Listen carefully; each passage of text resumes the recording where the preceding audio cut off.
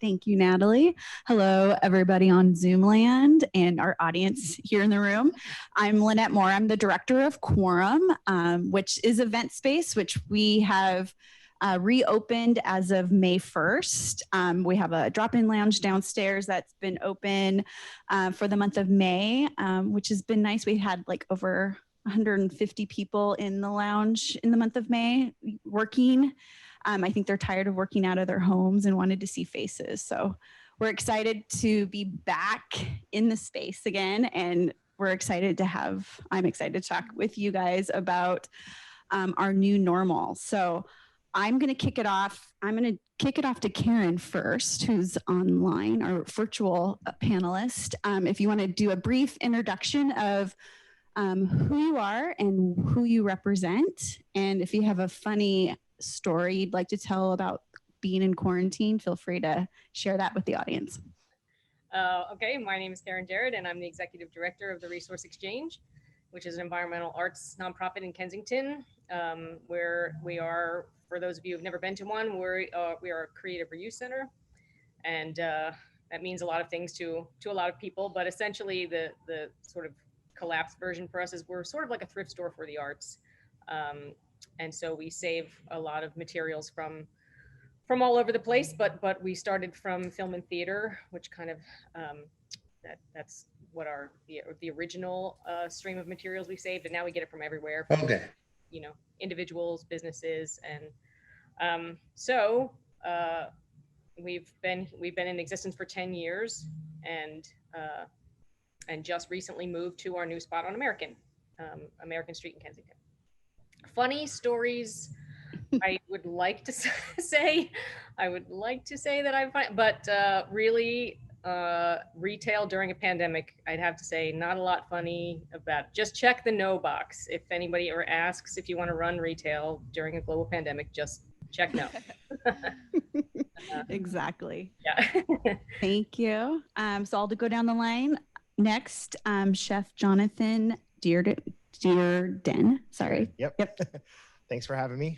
Hello to everybody. I'm Jonathan Dearden. I'm the owner of Cloud Kitchen Twins, which is basically a virtual food hall. I'm also the executive chef of the Hotel Monaco, right down the street.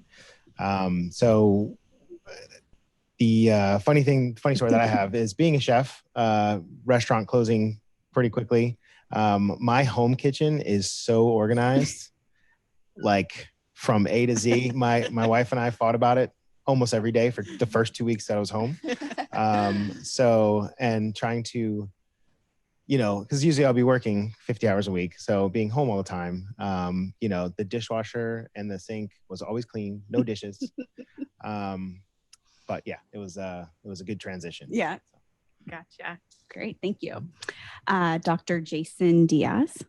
Thank you. Yeah, my name is Jason Diaz. I am an assistant professor of integrated science, business, and technology at LaSalle University.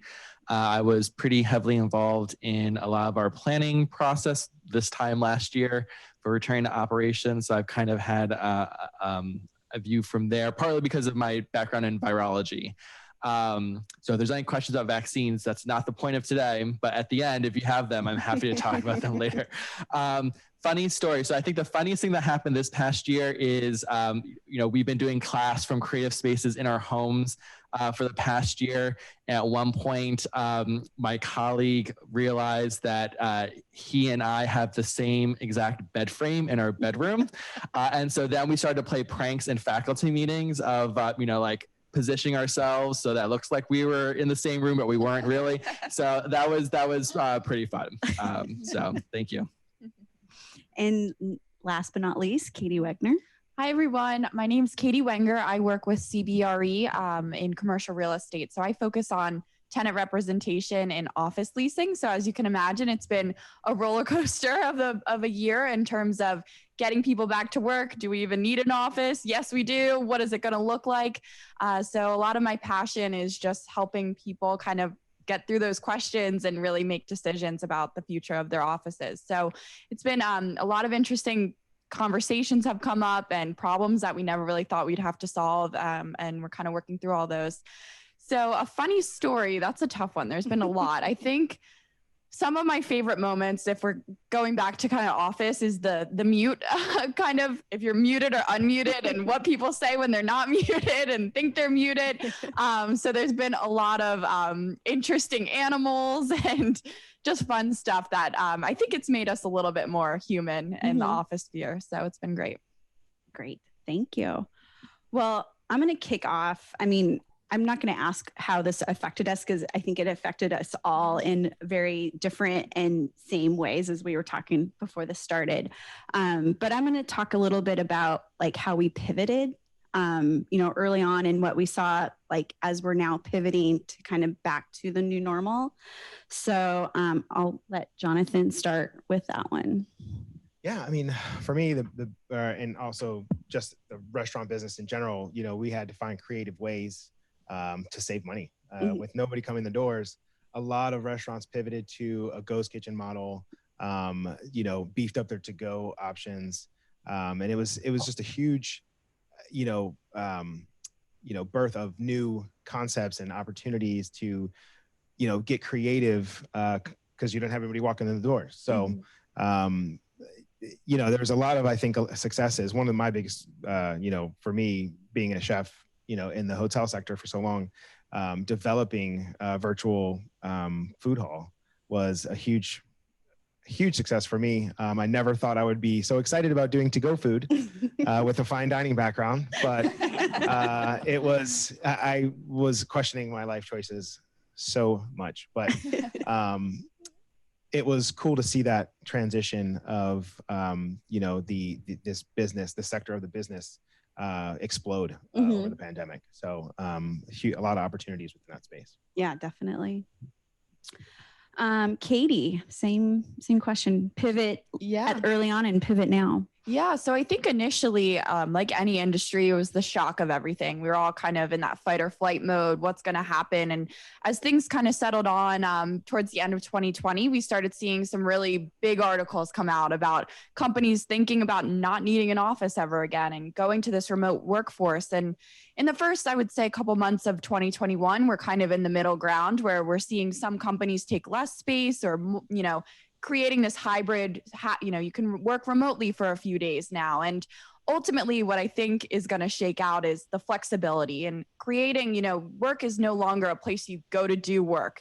Now it's kind of a part of our life. And we're going to see a lot more collaborative offices and a lot more design that's intentional about the well-being of our people versus kind of just a place you kind of sit down to do your busy work, So I think ultimately we'll see the shift of that flexible environment, which will help us all as we kind of go through, the next few stages of this hybrid work world.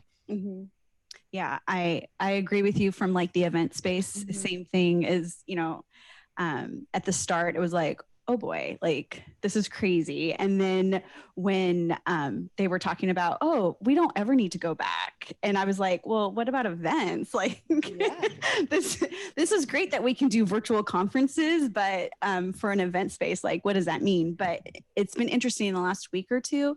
We're getting a lot more inquiries about people do want to have meetings. There are certain aspects and certain conferences that you need to have more of that in person. And then there's other things that could be great for hybrid or a virtual. So I think it's being creative and trying to figure out like where's the best way to like attract your audience. Yeah, absolutely. And I think when we look at employee engagement and kind of learning and all of those things that are maybe not measurable like productivity or revenue, they're hard to measure, but equally as important to a company. So that's kind of been, I think in the past few months, something that a lot of companies have been, we need to kind of rethink this. So. Jason, I'll let you go next. Sure. So many ways in which we pivoted both before and now. I'm going to try and give the highlights. So clearly moving to online instruction, which in many cases mirrors what many of you may have been experiencing with any kids in the K through 12 range, as well as higher ed. And a lot of need for tech. We were talking a little bit about a second wave of like suddenly people need tech as we're coming back. And I think that's also going to be the case. I think one of the nice things from this past year is that it has forced a lot of educators, including myself, to actually get familiar with recording technology and all those other things. And so I think a lot of really high impact learning practices like flipped classrooms and other things are now suddenly seem a lot easier to do, because it's like, oh, you want me to record a lecture so that they can come into class and do something more fun than watch me talk? I would I can do that now, right? So I think that's going to be something we'll see. I think similarly, we're going to see more online offerings. And again, echoing the flexibility, I think again, since higher ed, there are many different institutions with different kind of resources. We'll see the larger universities being able to really provide a much broader array of online courses, which some of our students would really prefer and works better for their life schedule. Other universities, smaller ones and tuition-driven ones, primarily undergraduate ones, may have a tougher time having as many robust options, but their draw is actually oftentimes being a residential campus, which I think a lot of students are hungry for as well. So it's a little unclear to me at this point to see exactly how things are going to shake out, but there are definitely some components there. One small thing I just want, well, it's not small, a big thing I want to add here to the conversation is the research side of higher ed, which is that research really tanked for most everyone because labs were closed, archives were closed, you couldn't travel, things like that. But as with so many other things in the pandemic, this wasn't felt equally by everyone. And so, some researchers were actually able to be more productive in the sense that, okay, I guess I'll go write the 5 papers I've been waiting on.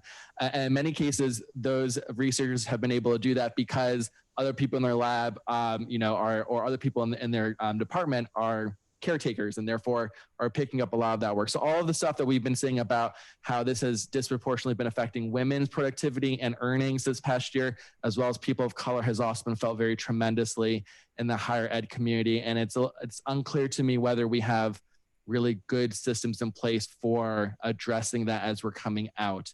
And that's going to be an effect that we'll see in the industry for a long time for a lot of reasons I won't get into right now. But so that's just one I wanted to highlight again, the disproportionate effect placed on women, people of color, and caretakers.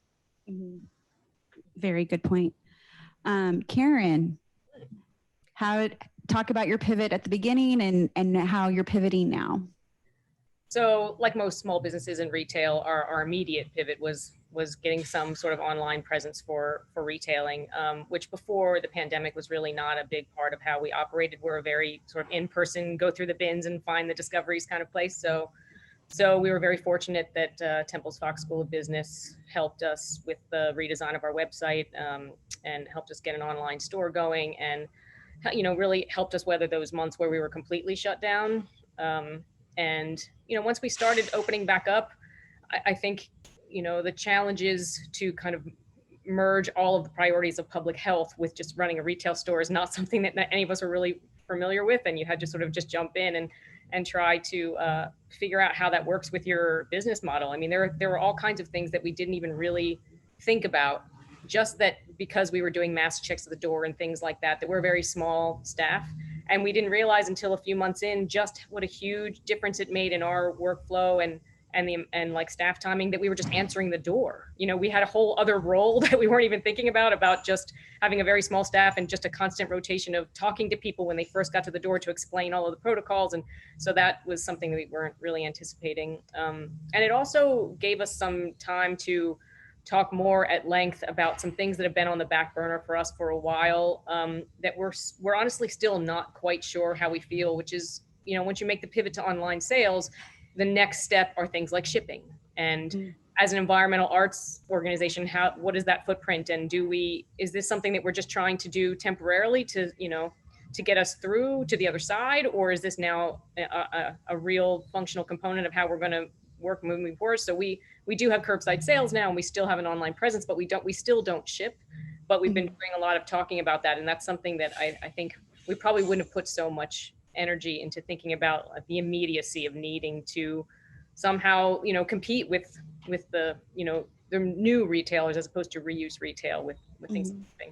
The pivot now is the exciting part of us being able to think about starting our art programming back up again, because all of that immediately halted with COVID. We used to have artist receptions and classroom workshops and a lot of hands-on art-based activity, and none of that is resumed yet. So now, with the vaccine rollout, we can finally kind of take a breath and start trying to talk about what that might look like moving forward. and being able to have people just trying to bring us back to the place where we're bringing people here instead of trying to like figure out how to operate with people on the outside. So. Yeah. I think all of us had the same thing is when this first happened, it was like, how do you involve your community that you were used to doing in person, restaurant sales, they come in, they eat. With me, it was event space, programming, like how do we continue that community online? And we've all, figured out how to do that. We've, online classes, virtual delivery of food, the office concept, how to keep employer or the employees engaged. The students figured it out, but now it's like, what elements of that community can we take with us moving forward that we didn't think about before? Yeah, that's a good question. I mean, I always think that there's going to be, so before the pandemic, takeout and delivery was, 10 to 15%. Now it's 55 to 70%. So I think there's always going to be that, moving forward, but I really think it's going to phase out over the next couple of years, depending on how all this pans out. Because people like to be in the environment, in a loud restaurant, having a good time. You can only have so many meals in your house out of a to-go box. And you have to clean up, right? Exactly. You don't have to clean up. You don't have to throw it away or nothing. But that environment of not being in a social, bustling, and I'm seeing it in the restaurants. Like it's people are just getting back to what normalcy was and should be. So, and I think there obviously there's some people that will feel still, be sensitive of, their environments and asking questions and about masks. And we're always going to have that. I think we were talking about it earlier. There's probably inside, you're probably going to have to wear a mask for a few more months. But I see 80% of people that I see are just ready, like to get back to normal. To bring their community back. For sure. One thing I'll just add really quick on this point is, in education, so from the teaching side, we talk a lot about creating good learning community. And traditionally, we've been thinking about things like, how we be inclusive and increase participation, things like that. But what has really been eye-opening this past year was understanding, even just at a very fundamental basic level, how being together in the same space and seeing how other people are even just behaving in that space really enforce your own behavior, right? So like, why was it, we know we can do effective online teaching if we have enough prep and training and things like that, right? But, one of the things that's been very hard for my students and for me, right, is that, it's just a very different experience to be signing into even a very active class if it's just you alone in your bedroom versus in a classroom, because as you're seeing your classmates kind of engaging in a problem, and of course we all kind of, get off task every now and then, but by and large, on average, you're like, my classmates are working on this thing, I'm going to keep working on this thing. Or even small things like, when was that thing due again? Let me ask my roommate or whatever, right? So there are a lot of these kind of social interactions that really support the learning community that I think I didn't even appreciate until this past experience. And so I think a lot of educators are now more appreciative of the power of being physically together. And I'm hopeful that people will kind of start harnessing that and being more respectful of that. And then at the same time, and I think this is a theme that we'll hear here, is that some of the online, offerings do increase access, right? And like, I'm just thinking of something as simple as like faculty meetings, which no one wants to go to a faculty meeting because like it's across the campus, or whatever. But this, so like, at a small university like ours, where there's like a couple hundred faculty, maybe like 20 people come up in person. But then since we've been online, like we've had 150 people come to faculty meetings. And what does that mean about to actually have, participation of faculty on faculty senate matters and things like that? Not to mention, of course, differently abled people and the disabled community. And so there's a lot of, I think, things from the technology standpoint about access and equity that we can really take forward, while at the same time really kind of valuing the in-person experiences. So I think I'm hopeful that people will be more thoughtful, I think, about leveraging both of those in creative ways in the coming years. And And I think a lot of that carries over into the office space, of course, and, access, diversity, inclusion, that all comes into play when we think about, having a more inclusive environment when we return to the workforce, and enabling people to have that flexibility so that they're working mothers, or if they have their caretakers, whatever it may be, they have that ability to come in a little later or take a day and work remotely and still get what they need done. And I think, we have the tech to enable us to do that. So it's great to see that many companies are starting to incorporate that. I think, on the other side of things, having this new environment kind of creates a big challenge for talent. And keeping your talent engaged and keeping them with your firm, and also, of course, attracting talent. And if, one company A has a remote work policy of 3 days a week and company B has 1 day a week and you want to work from home, you might go for the 3 day a week over the one. So there's a lot of additional questions that I think are going to come into play as we kind of move forward and these policies are rolled out for a longer period of time. Yeah. Karyn, do you have anything you want to add?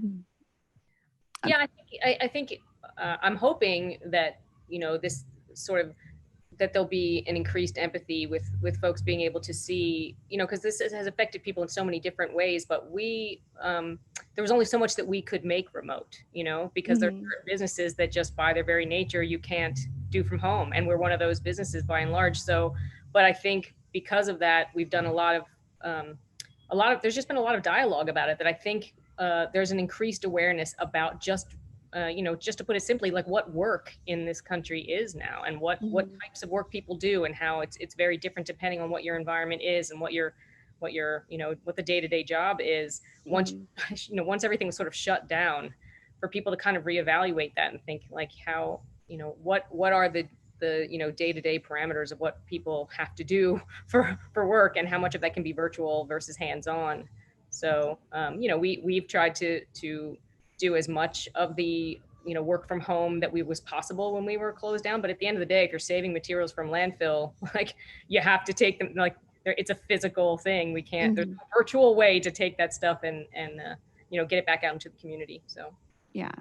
So, I mean, what do you guys think about, the traditional workday for offices was, like 9 to 5. I think in this, we saw that, there's some people, I'm one of them, that my energy level is in the morning. Like I get the most stuff done by like 2 or 3 o'clock in the afternoon. It's like, I'm dragging.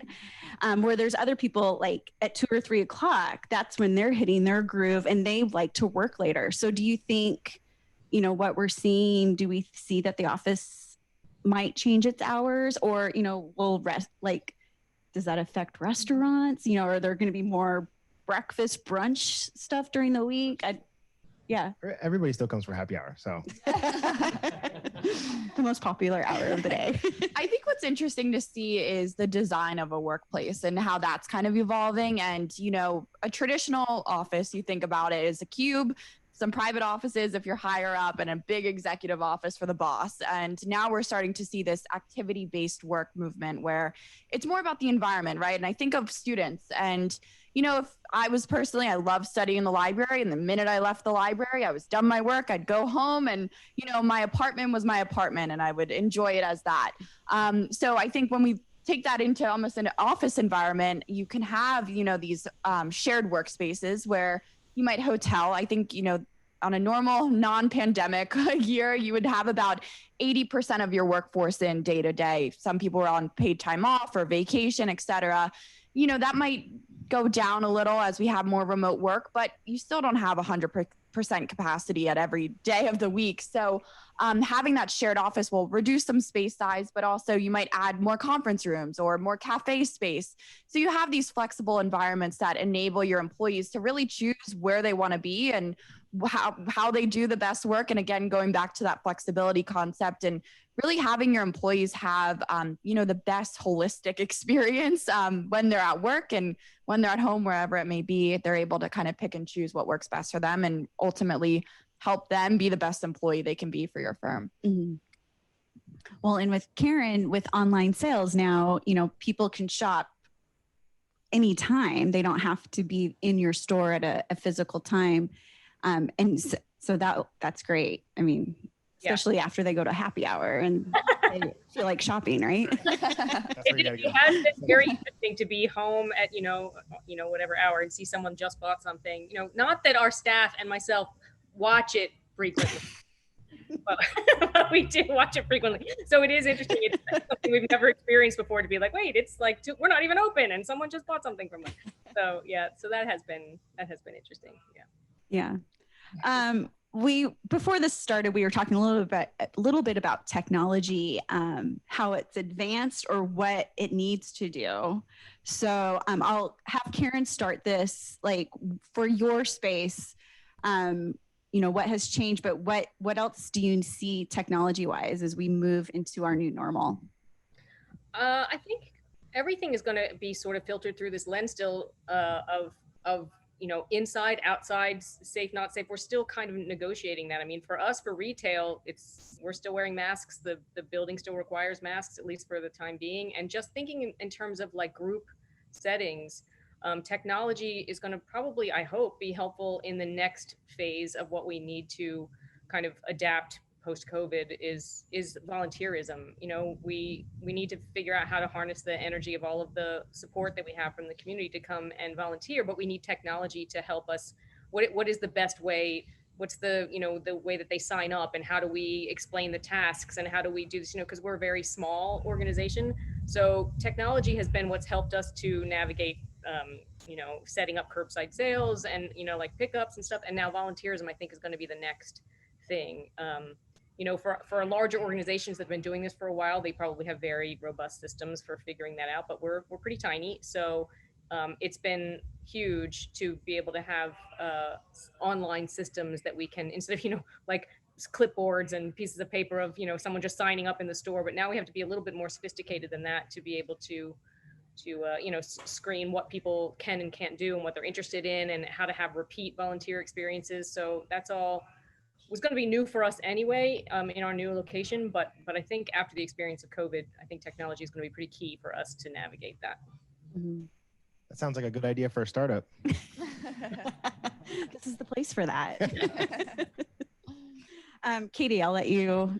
Sure. So I was sharing my observation earlier as my company is kind of getting back into the working and back into our office. I sat down on my cube and realized there was no video camera on my desktop. And I kind of looked around and, none of our cubicles have that video camera. So I was like, wow, this really isn't, set up for this hybrid environment right now. And went into a conference room, and again, no video. So I have my laptop kind of weirdly up and trying to follow me around. And it was just, these questions that weren't really in the picture a year ago. And now it's, every call I have is on Zoom or on Teams, etc. And we need to be able to facilitate these conversations in that hybrid model. So I think it's going to be a really exciting time to see, if you are in that tech world, to find solutions for some of these problems that I think many companies are going to face when bringing their employees back and, negotiating that remote employee alongside of their in-person employee. It's going to be a lot of, just trying to figure it out and a lot of testing different methods. But it'll be hopefully in the long run, something that really works well for more people and creates that inclusive environment. Yeah. It's like flexibility is going to be in our world for a very long time, because you still just don't know. There's these unknowns. And like with me, we keep watching the numbers of rates, and, it's like, if the rates go up, do we close our lounge downstairs? If they go down, do we open up more hours? What do we do? But always in the back of your mind, it's like, what if we have to go back down again? Like, be ready, be flexible. And I think looking at, something I love, I kind of took a personal interest with just Gen Z kind of going through this entire experiment, almost a social experiment. And as they begin to enter the workforce, I think it's a really interesting question, because they've now grown up in this environment of a hybrid environment where, tech is just seamless in their life. So how do, the offices and other parts of our lives really seamlessly kind of engage those new employees and make sure that they, have that inclusive feeling, even if they're remote, or, hopefully it'll be seamless for them, but it'll be interesting to see that in the next year or two. One of the things I think about with this question for at least higher ed is a lot of the tools that we're using now, including literally Zoom, right, has been around. Like, these are not things that came out because of COVID. These are things that have been in existence, and suddenly their value shifted as we were all put in very different contexts. And in higher ed, there's always a lot of innovation with different software, both recording, and then there's also test proctoring. And with all these technologies, there's also issues to deal with, right? And things like that. And so, I agree with my fellow panelists here. And I also think one of the things that has shifted, I think, is, again, the way we value this technology, right? So if we're going to value flexibility because we want to stay competitive, or because it's a social justice value that we have, I think that people are now much more interested in the technology, and then also deciding, like, what is the best technology? What are the best solutions? So I'm interested in that. At the same time, one thing I just want to add to the conversation is that this flexibility comes with the cost of it's more work, at least initially, to get it set up, right? This event that we're in, and to be a little bit meta, right? Like, we have a Zoom call as well as in person, and we have a fantastic person kind of behind the scenes trying to help with that transition. When I'm in the classroom, if I were to do a hybrid classroom like this one, which I have tried to do, right? You can do that, but it is very taxing, at least initially, to kind of figure out how you're going to do that, splitting my attention, making sure that everyone's equally or engaged in different ways, but to the same level. So I think there's still a lot of learning that we're all going to have to do, not just in higher ed, of course, but in all of our industries, to figure out how to use this technology effectively, and what are the new jobs or skills that we're going to be looking for in folks for this. So I'm interested also in the concomitant kind of culture shift that's going to come with that desire for flexibility. And my fear is that we're going to have this moment where we have better access because we had to, and then people are going to realize that sometimes that's hard. And then as we go back to normal, people are literally going to go back to the previous side. And so then, I'm thinking about conferences, right? Where academic conferences that we're traveling, and people have been talking about, like, can we have virtual presentations so that folks who can't travel or have, are disabled in some way can still be there. So I'm hoping that people will stay with the momentum and kind of keep this going, despite the fact that there's going to be a little bit of a hurdle to get over, because I think that there is an opportunity to really increase access, but I'm afraid that not everyone will do that to the same degree. And my hope is that our collective energy will push things in a way that really does favor more access and flexibility for folks. Mm-hmm. Anything to add from the restaurant standpoint on technology? Yeah, I mean, number one, I think technology is super important. We're using, like, when I look back 10 years, it's a completely different world. Mm-hmm. And then when I look back 2 years, it's still a completely different world in terms of tech. So we use, like Teams, Microsoft Teams. Like, that's like, what is that? I was like, what? We've had it the whole time, right? Yeah, right. It's been a while. Now it's like, you need to log in and get this stuff ready because this is what we're using. But it's a great tool. Mm-hmm. Then you got your things like Slack. You got a lot of we're using a lot of apps for temp labor, mm-hmm. Because the weekends are crazy busy. But during the week, it's like a fire drill. You never know if it's going to be busy on a Tuesday because, of any reason. So we've had to staff up on the weekends, but it's hard to get full-time because of flexibility. So, everybody wants flexibility in their schedule. Nobody wants to commit, because we don't know what's going to happen. So there's a lot of different challenges. But, I think that there's, great resources out there. And that's why I was saying a volunteer app might be good, Karyn. Mm-hmm. I think this is a good idea. So get somebody on your side with that. But, yeah, it's, and for communication, I mean, even down to making schedules and things like that, communication is of the utmost importance in any business. So, mm-hmm. Yeah, I think back on things I had to do during the pandemic around technology, and I have parents that are in their mid 80s, and their doctor's appointments became Zoom calls, and they were like, "What's Zoom?" So, yes. I think all of us that have had to help parents or grandparents navigate the new technology, kudos to you, because, it was like, "Mom, go up to this box." I don't have that. Yes, you do. Oh, I forgot my password. Okay. Yeah, exactly. Okay, so talking a little bit about the future. So, there's talk about other pandemics or other things that could outbreak in the future. We're prepared, but is there anything else we could be doing to prepare ourselves for if there was COVID-20 or 21 out there, or Don't one of say these? that. Yeah, knock on wood. So how do you feel prepared for this next pandemic if that arises? Do you want to? Yeah, I think the most important thing is we've all learned how to put an emphasis on PPE, especially in the hospitality business, wearing masks were never a thing, but we've always known how to use gloves, but not wear them properly, dispose of them properly. Little tweaks like that, I think we're a lot more prepared due to this pandemic, that, we're a lot more prepared for the future. If anything else happens, we can kind of just switch it on. Okay, we're back to, back to 2020. And so I think it's going to be a lot easier.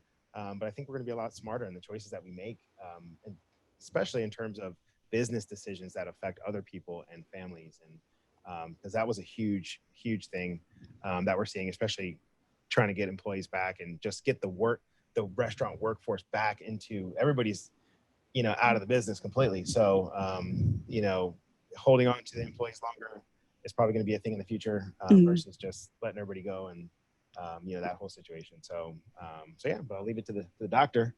So first of all, I really appreciate this question for a couple of reasons. As a virologist, I appreciate this question because there will be more pandemics. And that's partly because of modernization, as we, are interacting with our wildlife, as we are industrializing things, as we are traveling more, and things like that. This is always going to be a threat. And even just with coronaviruses, right? We had SARS in the early 2000s, MERS in the 2010s, now this one. So I will let the implication sit in the air. And in higher ed and education in general, right, we already have a practice of requiring or strongly suggesting vaccinations. So that's going to continue to be a thing. I think that, some of our cleaning protocols, this is probably, I'm curious to see what you're going to say, Katie, about workspaces. But some of those, depending on the cost-benefit analysis, may continue. One thing I'm interested in culturally that we were talking about before the panel started was mask wearing. And that's something that's, I think, is going to be across the industry and really a culture thing in the US, where I'm hoping that people will be more comfortable, wearing masks if you're either not feeling well or, it's December and I don't want to get the flu, right? The flu rates this past season were, I say this with my full PhD in virology, ridiculously low. Like we're talking from millions to literally a couple thousands, which is just, I fell on my chair when I saw that, right? And so I think that those are going to be a thing. To go back to really how we're going to be prepared, I guess, from higher ed, a slightly different way to answer that question is going back to this flexibility standpoint, which is, one of the things that we had to do as educators when we're thinking about even our classrooms, right, or even our research, right, is someone may be out unexpectedly, right? We had to always be prepared, like a student might be out, they may have been exposed and have to then be quarantined for 2 weeks or whatever. And so we had to figure out creative ways of structuring the classroom or our research spaces to accommodate those unexpected emergencies or whatever, right? And it's one of those things where once you recraft your syllabus to kind of add some slack, you realize, oh, this actually makes it easier for me too, because I don't need to be tracking down the student. I already built in a system where, yeah, you got a free, extension on this. And so you're just going to use that. You don't need to tell me what the excuse is. That's fine, right?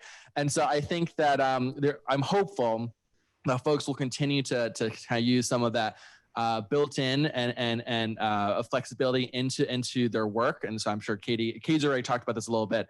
And so I'm seeing the same thing. But then again, I'm not sure there's much more you can do other than just be, some better cleaning and sanitation and get your vaccines if you can. And there's not much more you can do other than just to be alert, I guess. Because honestly, a lot of the work that needs to happen to help prevent and mitigate that is on the shoulders of our public health.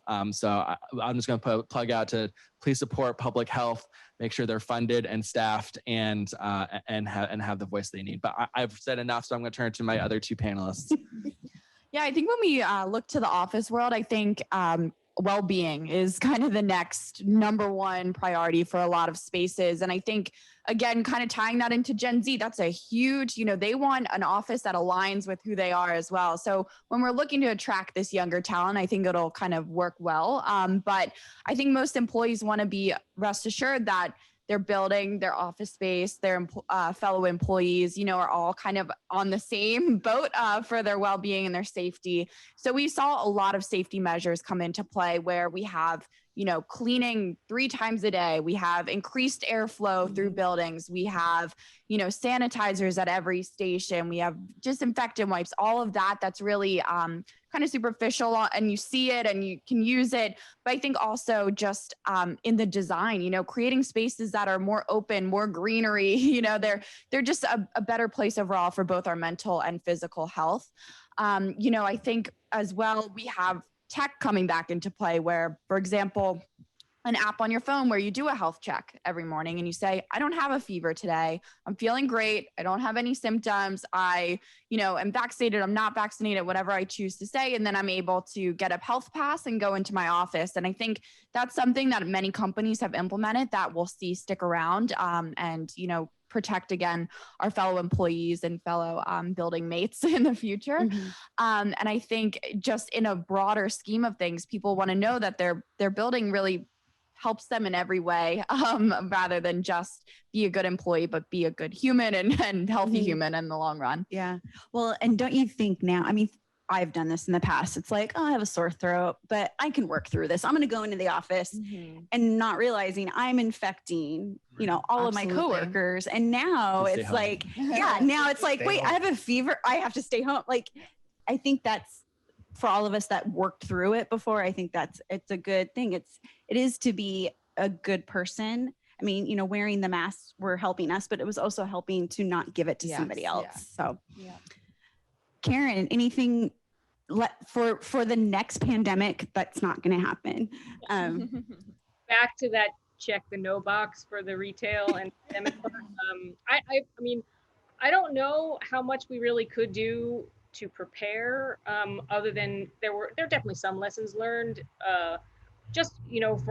We had redesigned a lot of the staff workspace part of the warehouse, just proximity, because the same reason that masks work is also why proximity works. While, we kind of thought when we moved here that we would all be working and clustered in one area behind the register and doing all the work together. But now we have had the time to kind of say, okay, we're gonna have to split ourselves up a little bit and re-envision what our work process is every day, so that maybe, we're not all in exactly the same area. But at the end of the day, it does come back to the empathy that I was talking about earlier, because we are dependent on the public to have, for them to not, care about not only how they interact with people in the store, but also how they interact with staff who are, it's a front-facing job. We come in contact with lots and lots and lots and lots of people, and there's only so much that you can do in a retail environment without having to depend on the public to understand that, same thing, not just I'm not feeling well, maybe I shouldn't go to work, but also if you're not feeling well, maybe you shouldn't go shopping in a store and those kinds of things, because we're all interconnected. And so I'm hoping that this experience in some ways has really made that a concrete realization for people, that how you modify your behavior and how you behave really does have a huge impact on other people in just your regular day-to-day life, going to the grocery store, going to your retail store, going to, doing your typical tasks, that it makes a difference to have compassion and care for other people when these types of things happen. It's really everything.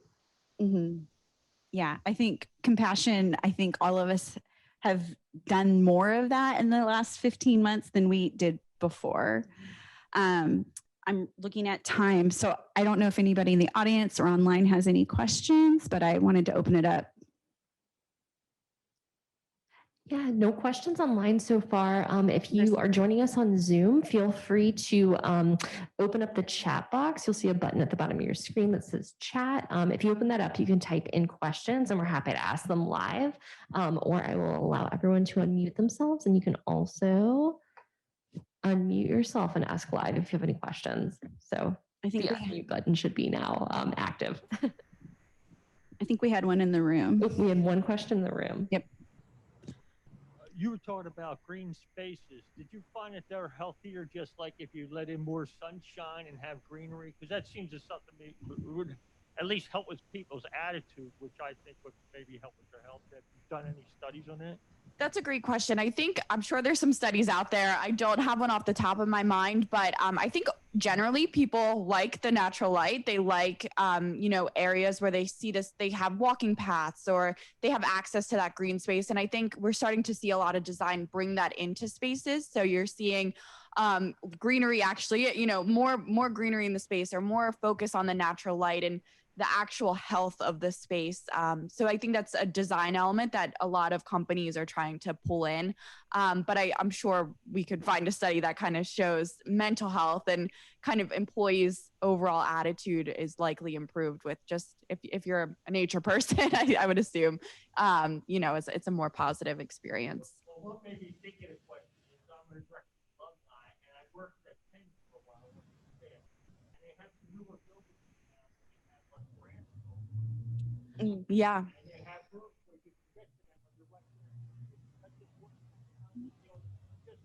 Yeah. Mm-hmm. Yeah. And this. Sure. And that sustainable factor is another big thing that's going to be important as we go into the future. With the green roofs, for example, kind of sucking up some of that runoff from a typical building and creating an environment for, the students or the employees there as well. It's kind of a win-win, but I think, we didn't get into sustainability, but I think that's a big focus as we continue on into the future. And I can put a plug in for Quorum. We have lots of natural light here and beautiful trees outside. So that brings me back, thinking about office space and architecture. There's so many beautiful old buildings in this city. But when you think about air quality, it's so important, airflow, and do a lot of those older buildings have that?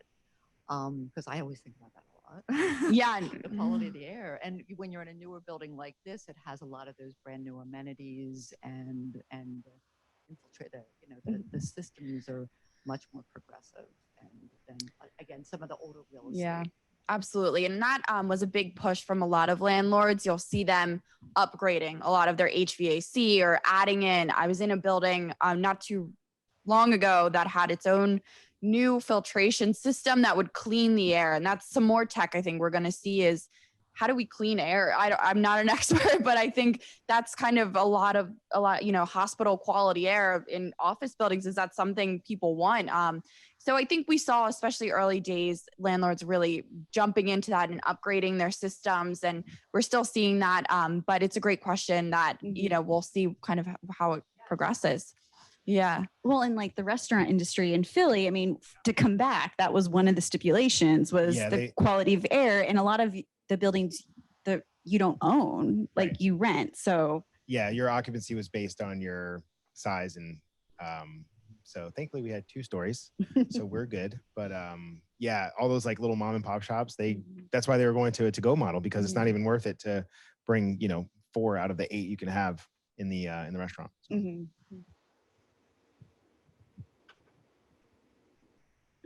We have another question in the room. Hold on. Thanks for the conversation of this topic. This question, I don't know if this could be for all the panelists and anybody who's worked through this pandemic.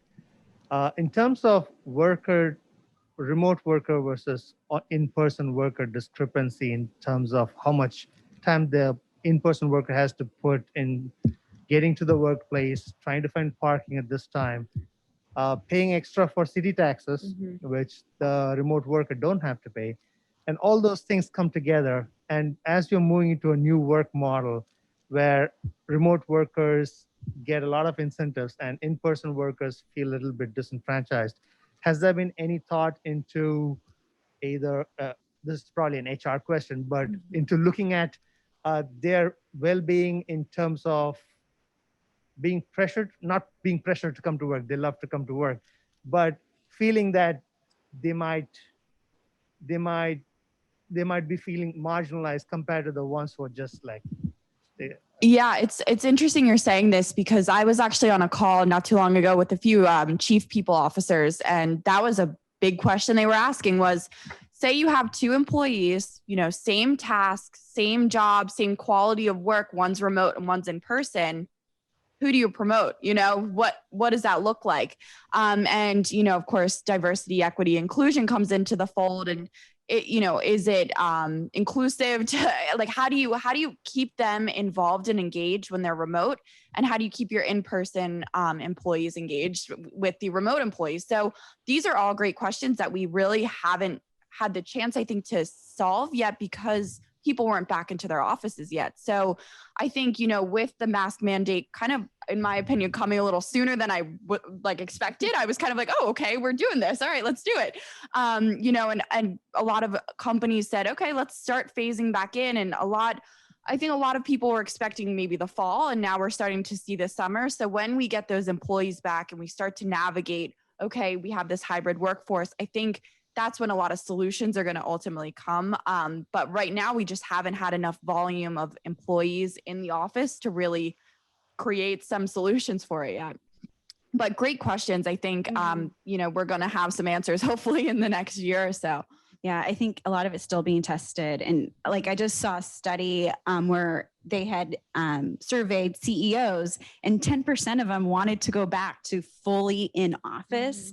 But those same employees were surveyed, and 80% of them wanted hybrid. And so the question was, you got a workforce that does not want to go back to the old way. So CEO, how are you going to change your mindset? And for the last 15 months, we figured it out. We made it work. So yeah, I'm curious, just in terms of that balance of like the balance of how, you know, it always historically was, if the person was on the conference call, they were the second class citizen. The meeting was happening in the room, and the user experience, the experience was all about the people in the room. And, you know, every once in a while, the person on the conference call would be able to get a word in edgewise, or the person on the screen would remember to move their slides or tell them what page number they're on. And so now that we have this technology, how do we think about that balance and that user experience? And, you know, we're experiencing it today with like a hybrid experience, but how are you thinking about that from a return to work standpoint? Yeah. And I mean, that's something that I love the office for that reason. I'm, you know, a younger employee in my industry, and being next to my, you know, more senior employees, even just overhearing their conversation, I'm learning, I'm gaining information, I'm feeling involved. So I find a lot of value going into the office. You know, maybe I'm doing some emails, but I'm also engaging with my fellow colleagues and learning that way. You know, and I think similar in a meeting, you know, you're having these we call them casual collisions, where you're walking to the water fountain, you run into your employee, start talking about, you know, a recent transaction, whatever it may be, and you learn something, you get value out of it, you're a better person and employee because of that, and you go back home to your desk. And that's something that stopped and had to be really intentional if it kept, you know, continued on. And I don't know that we have a solution yet, to your point. And I think, again, going back to that tech conversation, is there tech out there that enables us to have the same in-person experience in an office that we do at home? And I think it's to be tested in the next few months. There's some startup ideas happening. Yeah. I think, you know, if you have a techie background, yeah, if anybody has some tech skills, like virtual shopping at the resource exchange. But also, like, I was thinking about the next generation of like college students that had to do all their schooling online. Now they go into the workforce. How's that going to affect, you know, the CEO who wants to have all of, you know, 80% of the workforce on property, you know, and they're gonna be like, well, I can get all this done at my home, you know, like that's gonna be a whole new conversation coming up. I think to that point, just briefly, I think to emphasize, I think a point I made earlier, one of the things I'm hoping will happen is someone said something about questioning what work is, what is work, and what is the value of coming in versus doing stuff at home. And, you know, I innovate things in the classroom all the time by having these, you know, casual collisions with my faculty colleagues, you know, in the hallway or whatever.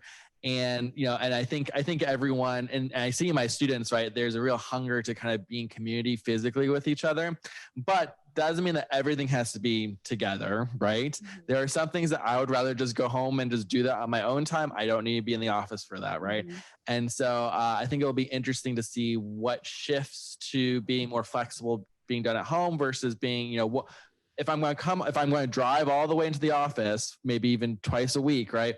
Why am I doing that? What value am I getting out of that? And so are there specific activities that really benefit from being in person? And we'll still have the access, you know, virtually for those who can't make it. And what are those that we really don't need a meeting about that? It's just write an email. That can be an email, yeah. Yeah, they're great questions. And I think that's when we start to see a shift in design potentially. And you know, design that really enables the collaboration and the innovation and having different spaces, you know, where you have the ability to have a quick team meeting and then you're back home on a, you know, a Monday afternoon.